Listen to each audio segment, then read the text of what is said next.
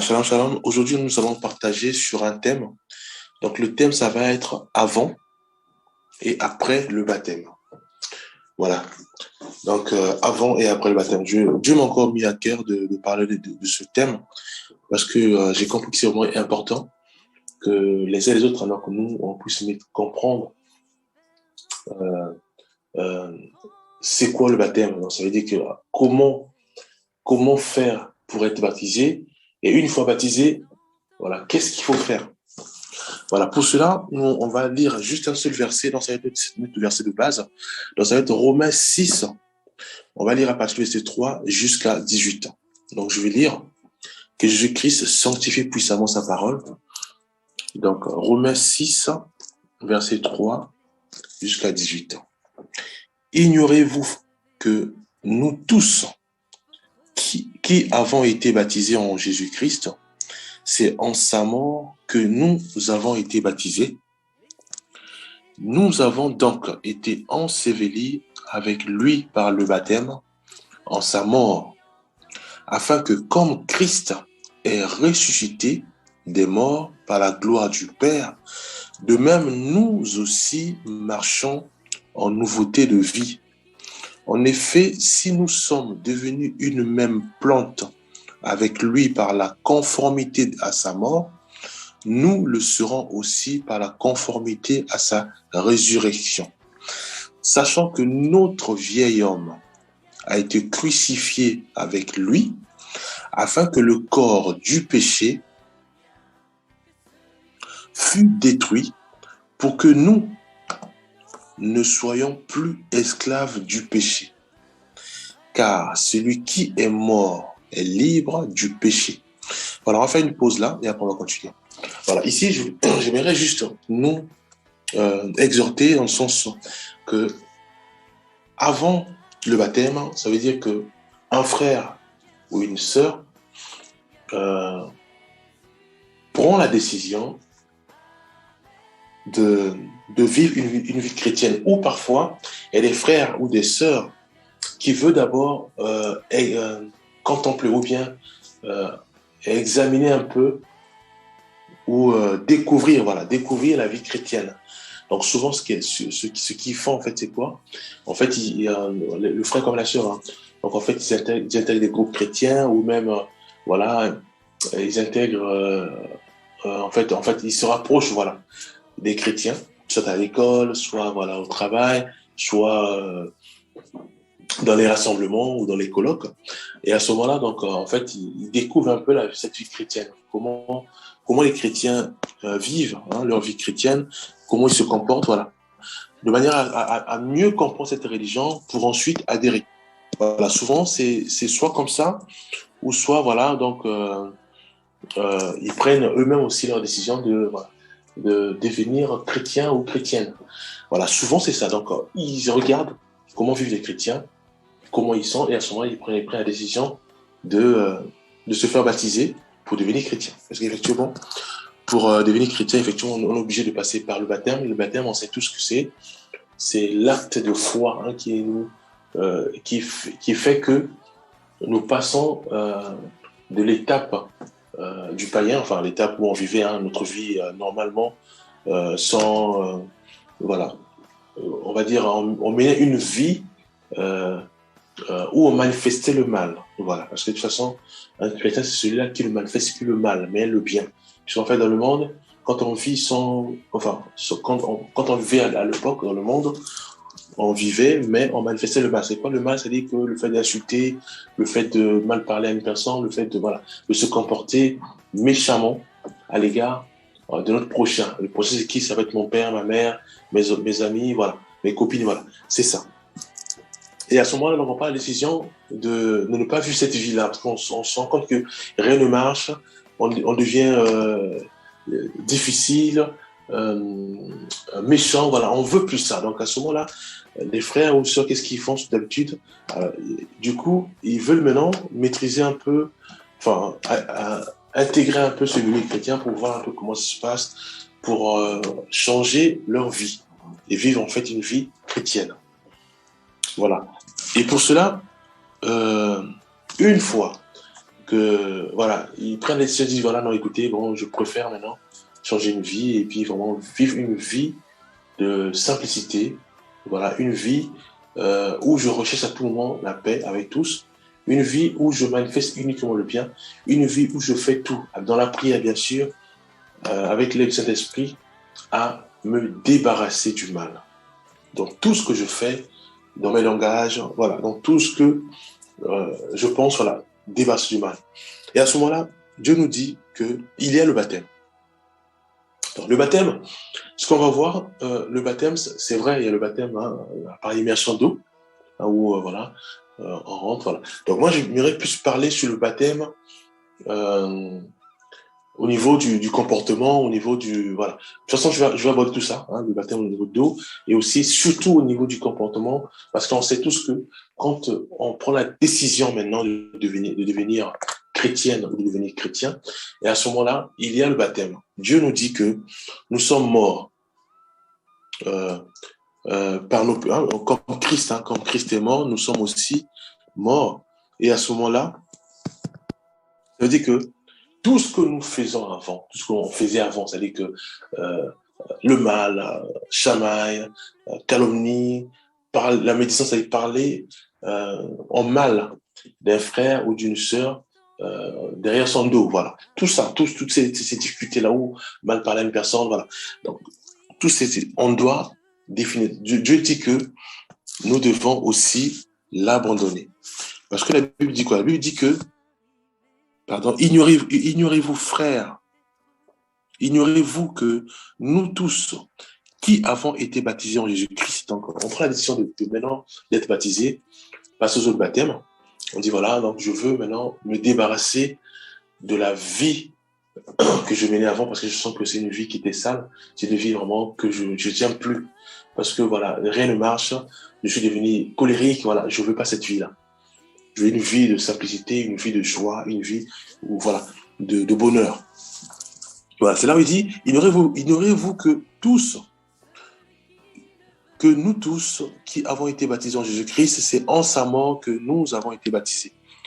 Parce qu'on sait tous que Jésus-Christ, quand il est venu sur la terre, il est mort à la croix pour nos péchés. Donc ça veut dire qu'il a pris tous nos péchés à la croix. Et en ressuscitant, c'est comme si en fait, il a englouti tous nos péchés. Il nous a purifiés pour mener une autre vie, une vie de sainteté, une vie de sanctification, une vie de bonheur, de paix, de fraîcheur, une vie de joie.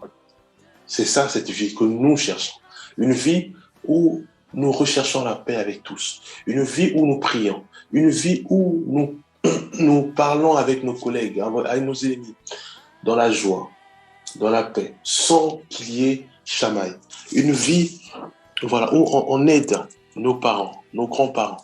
Voilà, cette vie-là, c'est ça que nous, c'est une vie que nous aimons, que nous chérissons. Voilà. Après, il dit, nous avons donc été ensevelis. Voilà, il dit, c'est en sa mort que nous avons été baptisés. Après, il continue, il dit, nous avons donc été ensevelis avec lui par le baptême en sa mort, afin que, comme Christ est ressuscité des morts, par la gloire du Père, de même, nous aussi, nous marchons en nouveauté de vie. Donc, après le baptême, une fois nous sommes baptisés, donc ça veut dire que nous changeons radicalement aussi notre vie. Donc, nous marchons maintenant en nouveauté de vie. Ça veut dire quoi? Ça veut dire que nous devons avoir comme modèle Jésus-Christ, voir ce qu'il faisait, voir comment il marchait, voir comment il se comportait, voir comment il répondait quand les ennemis ou bien quand ceux qui le détestaient lui parlaient, comment il répondait. Voilà. Jésus-Christ devient notre modèle.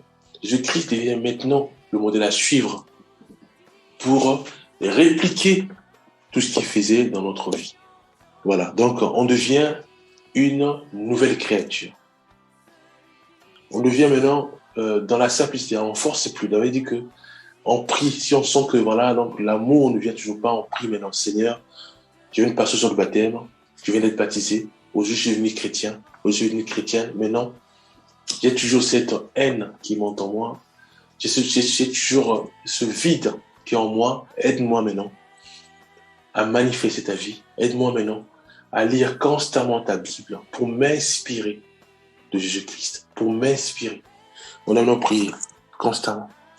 Il continue de dire, en effet, si nous sommes devenus une même plante avec lui par la conformité à sa mort, nous le serons aussi par la conformité à sa résurrection.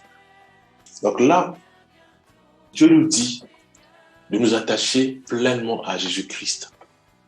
Dans le monde, c'est vrai, on marchait à l'époque, avant le baptême, j'allais dire, on marchait en imitant les stars, en imitant soit Ronaldo, en imitant Ronaldinho, en imitant Céline Dion, voilà, toutes ces stars.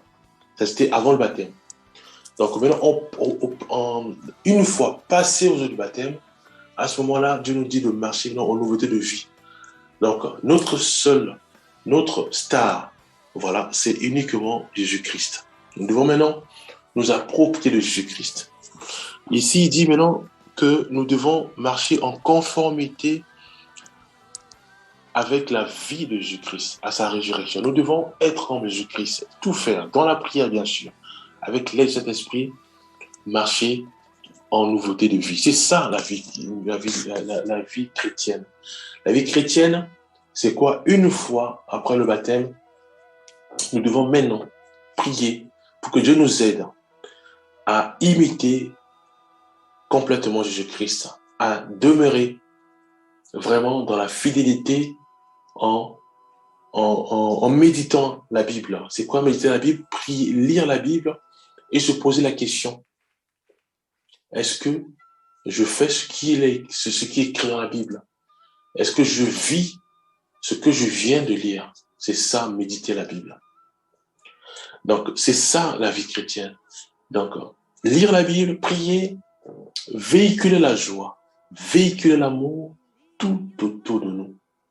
Si mon grand-père m'envoie, avec joie, je suis parti, je viens, je lui rapporte autre chose, ça peut être quelque chose de bien, ou j'apporte les fleurs à ma grand-mère. Donc, je véhicule la joie, je véhicule l'amour, je m'assois avec eux, je leur fais manger, je véhicule la joie. C'est ça la vie chrétienne.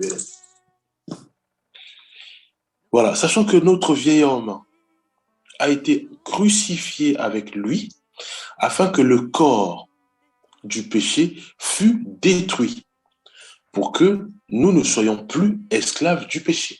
Parce qu'autrefois, avant le baptême, bien sûr, nous marchons, ça veut dire qu'en marchant comme esclaves du péché. Je m'explique. Ça veut dire que si un frère ou un ami, un collègue parlait mal de moi, automatiquement, il y avait une pensée de vengeance, de haine qui montait en moi. Donc, je cherchais à tout prix à lui parler, mais vraiment à lui mal parler. Donc, c'est ça, marcher en esclave du péché. On me bouscule dans la rue, dans le métro, dans le train, je veux automatiquement qu'il me donne pardon. Sinon, alors, je lui parle très mal. Vive en esclave du péché. Voilà. C'est-à-dire que c'est comme si les circonstances façonnaient ma façon de vivre, ma façon d'être, et non Jésus-Christ, et non sa vie, et non le Saint-Esprit.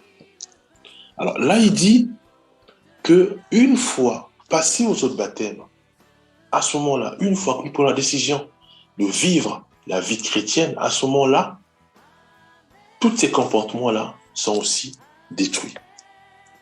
Voilà. Et maintenant, il dit, pour que nous soyons plus esclaves du péché. Car celui qui est mort est libre du péché. Ça veut dire que maintenant, une fois passé aux autres baptêmes, si on me bouscule, je passe mon chemin. On me parle mal, je prie pour la personne qui parle de moi, qui parle mal de moi, pour que Dieu le touche, Dieu le délivre, Dieu le restaure, que Dieu l'aide aussi à ne plus se comporter en manifestant le mal. Voilà, c'est ça la vie chrétienne. La vie chrétienne, si on me refuse l'argent de poche, je ne peux plus m'énerver, si je parle pour les jeunes, je ne peux plus m'énerver parce que je dois prier pour que Dieu m'aide à ne plus faire ça des bêtises, pour que je puisse véhiculer l'amour, la joie et que mon père ou ma mère puisse être heureux ou heureuse et que oui, qu'ils puissent aussi me donner l'argent de poche. Le but, c'est quoi? C'est de véhiculer la joie, l'amour envers mes parents. Voilà. Et je continue le test. Il dit, euh, or, si nous sommes morts avec Christ, nous croyons que nous vivrons aussi avec lui. Sachant que Christ ressuscité, voilà, sachant que Christ ressuscité des morts ne meurt plus. La mort n'a plus de pouvoir sur lui. Voilà. Donc, un chrétien ou une chrétienne, une fois baptisé, ne peut plus pécher, ne peut plus retomber encore dans le péché. Ça veut dire que si on a tendance encore à regresser, à ce moment-là, nous devons prier. Seigneur, je viens de prendre la décision de devenir chrétien, de devenir chrétienne. Je sais que l'Esprit de Dieu est avec moi, me convainc du péché. Et de foi, voilà, j'ai tendance soit à convoiter des femmes qui passent dans la rue, ou voilà, donc il y a beaucoup de choses. Hein. Voilà, aide-moi à ne plus tomber. Aide-moi à ne plus regresser. Je veux vivre parce que j'aime cette vie chrétienne. Une vie de joie, une vie de bonté. Aide-moi à ne plus regresser. Puisque la Bible est claire, la Bible nous dit que façon que Christ est ressuscité des morts ne meurt plus, donc on ne peut plus pécher. On ne peut que regarder devant. Inspirer, nous devons nous inspirer de Jésus-Christ, qui est notre modèle. Nous inspirer de lui davantage, vivre comme lui, méditer la Bible, méditer constamment la Bible. Parce qu'en mettant la Bible, l'Esprit de Dieu est avec nous, nous inspire sa parole, nous parle, nous oriente, nous convainc du péché, afin que nous puissions nous débarrasser définitivement de tout ce qui nous tire vers le bas. Voilà. Et en continuant, il est dit, car il est mort, et c'est pour le péché qu'il est mort une fois pour toutes. Il est revenu à la vie, et c'est pour Dieu qu'il vit. Voilà. Donc nous chrétiens, nous devons nous vivre pour Dieu. Vivre en obéissant à sa parole. C'est quoi sa parole? C'est la Bible. Tout ce qui est écrit dans la Bible, nous devons la lire, la méditer. C'est ça, obéir à sa parole. Donc, on obéit tout ce qui nous lisons, nous méditons dessus et effectivement, nous obéissons à cette parole. Donc, nous ne péchons plus, mais nous vivons maintenant pour Dieu. Nous vivons pour notre modèle qui est Jésus-Christ. Eh bien, c'est ça la vie chrétienne. Ça veut dire quoi? Ça veut dire que si moi, une fois baptisé, et que j'insulte encore mon père, j'insulte encore ma sœur, j'insulte encore mon frère, là, nous n'avons pas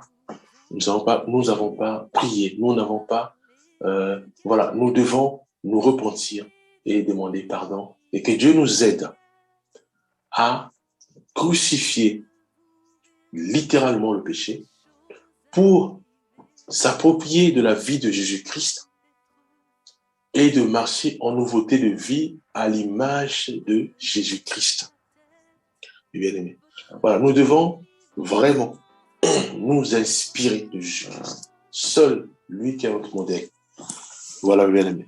Donc, nous devons vivre uniquement pour Dieu et avoir comme regard Jésus-Christ. Le cap, c'est Jésus-Christ. Faire comme lui, arriver à son niveau.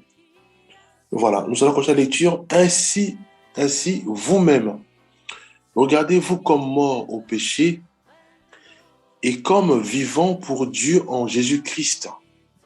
Que le péché ne règne donc point dans votre corps mortel et n'obéissez pas à ses convoitises. Voilà, donc Dieu insiste. Voilà. Ici, maintenant, Dieu insiste. Dieu nous dit ceci. Je dis ainsi donc. Ainsi, vous-même, il parle à nous. Regardez-vous comme mort au péché. Donc, nous devons nous regarder comme mort au péché. Dieu dit, et comme vivant pour Dieu en Jésus-Christ. Voilà. Et quand je suis là, il dit, mais non, il dit que le péché ne règne donc point dans votre corps mortel. Parce qu'il sait, ça peut encore arriver. Mais il dit que le péché ne règne donc point dans votre corps mortel. Donc nous devons tout faire dans la prière. Dieu aide-nous à ne plus nous énerver bêtement. Aide-nous à être patient, à ne pas répliquer une phrase qui n'a même pas terminé ou bien qui a à peine commencé. On réplique par la colère, parfois la phrase en finissant, en terminant, ça ne devait pas être comme nous pensons, ça ne devait pas être par rapport à ce que nous imaginons. Voilà, donc la patience à écouter l'autre. Parce que ça arrive souvent. C'est pour cela que nous devons prier. Toi, ta parole qui dit que nous devons regarder comme mort au péché et que nous puissions vivre comme Dieu en Jésus-Christ, que le péché ne règne donc point dans notre corps mortel. Aide-nous à laver nos robes, à avoir nos regards fixés vers Christ Jésus et à véhiculer la joie, à manifester les fruits de l'esprit. Voilà, on est pratiquement vers la fin. Et n'obéissez pas à ces convoitises. Voilà, si on nous insulte, on ne peut plus répliquer. C'est ça, obéir à la convoitise du péché. Si on nous bouscule, on ne peut plus s'énerver ou rechercher, tu vois, à taper l'autre. Non, ça c'est obéir à la convoitise. Si on nous incite, on ne peut plus répliquer. Voilà. Ne livrez pas vos membres au péché. Donc là, Dieu nous demande de ne plus livrer nos membres au péché. Donc il sait que ça peut arriver. Comme des instruments d'iniquité. Hein, on commence à méditer le mal, on commence à faire des faux complots, on commence à chercher à enlever l'autre, à écarter l'autre dans les projets. Dieu nous dit de ne plus le faire. Mais donnez-vous vous-même à Dieu, comme étant vivant de mort que vous étiez et offert à Dieu vos membres. Nous devons offrir à Dieu nos membres, nos pensées, nos yeux, tout ce que, voilà, nos mains, nos paroles même, tout ça doit maintenant être inspiré de Jésus-Christ. Voilà, il dit de membres comme des instruments de justice. Alors, ça touche la justice, c'est uniquement la parole de Dieu, ce n'est que Jésus-Christ, hein, sa parole. Et en marchant selon la justice, c'est-à-dire en marchant selon la parole du Seigneur, oui, nous sommes chrétiens, oui, nous sommes chrétiennes. Voilà, je ne veux pas tout lire parce qu'on a fini les 7 heures. Voilà, je veux prier. Père Céleste, nous croyons fermement que tu nous aimes. Car tu as tant aimé le monde, tu envoies Jésus-Christ, c'est lui qui est venu sur la terre. Il nous a montré le chemin. Quel est le chemin? C'est uniquement obéir à sa parole, s'approprier de sa justice et que nous puissions nous imiter son modèle. Aide-nous, Père Céleste, vraiment, à vivre comme Jésus-Christ, à s'imprégner de sa vie, afin que nous puissions repliquer cette vie dans notre vie, tout autour de nous, de manière à être conduits par ton Esprit Saint. Père, dans la simplicité, dans la joie, sans nos efforts, car seul l'Esprit Saint de Dieu va nous guider et nous orienter. Au nom de Jésus-Christ, nous avons ainsi prié. Amen.